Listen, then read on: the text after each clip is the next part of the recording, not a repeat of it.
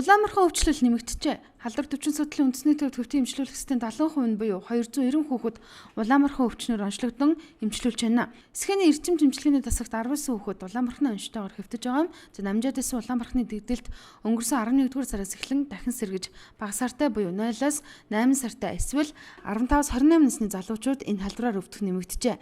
Иймээс улаанбархан өвчлөөс урьдчилан сэргийлэх вакциныг уг халдвараар өвчлсөн хүний дэргэд байсан буюу голомттойгоо иргэд заавал хийлгэх шаардлагатайг халдвар төвчл судлалын үндэсний төвөөс санууллаа. Улсын хэмжээнд 70,000 доо зөвхөн байна. Үнээс 40,000-ыг нь орон нутгад буюу аймагуудад тараажээ.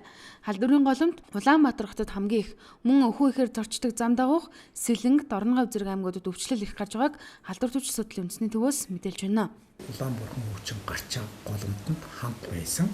Улаанбарханаар өвчлөөгүй, Улаанбарханы вакцин тариулаагүй, вакцин тариулсан тариулаагүйг нь мэдэхгүй байгаа ийм хүнд л тэр Улаанбарханы вакциныг хавьтал болсон эхний 3 хоног дотор багт тарих хэрэгтэй. Тэгэх юм бол бид сэргийлэх боломжтой. Цаашдаа бол өвчлийг бууруулж таслан зогсоох гол арга бол энэ гэж үзэж байгаа.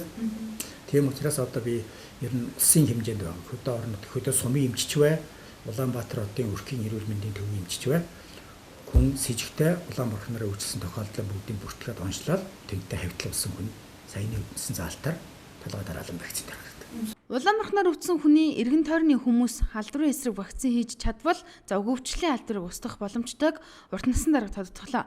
Иймээс өрх багийн эмчнэр өвчний голомттойгоо иргэнийг олж яаралтай вакцин тарих, эсвэл дэрэгдэх хүнэн буюу цэцэрлэг сургуулийн аль нэг бүлгийн хүүхэд Улаанбарханаар өвдсөн бол тухайн сургууль цэцэрлэгийн эмчнэр өрх сумын эмнэлэгтээ яаралтай хандаж урьдчилан сэргийлэх вакциныг бүх хүүхдүүдэд хийлгэх ёстой болжээ. Нэг хэсэг дархлаа вакцин тариулаагүй нэг хэсэг хүнсүүд байна. Нэг хэсэг нь яг тариулсан ч гэсэн дархлаа суларсан байна. Яг одоо бүртгэлээр нэг одоо бүгдийг бүртгсэн судалснаар бол Улаанбарханы вакцин тарьсан байдаг. Гэтэл хүмүүс маань Улаанбарханаар хөнгөн хэлээр өвчлөж байдаг. Тэгэхээр зэрэг ерөнхийдөө хүний дархлаа суларч байна. Хэсэг хугацаанд чимээгүй байсан Улаанбарханы халдвар яагаад дахин дэгдэг гэдэг тэмчнэр хүн амын дархлаа суларсантай холбоотой гэсэн хариултыг өгч байна.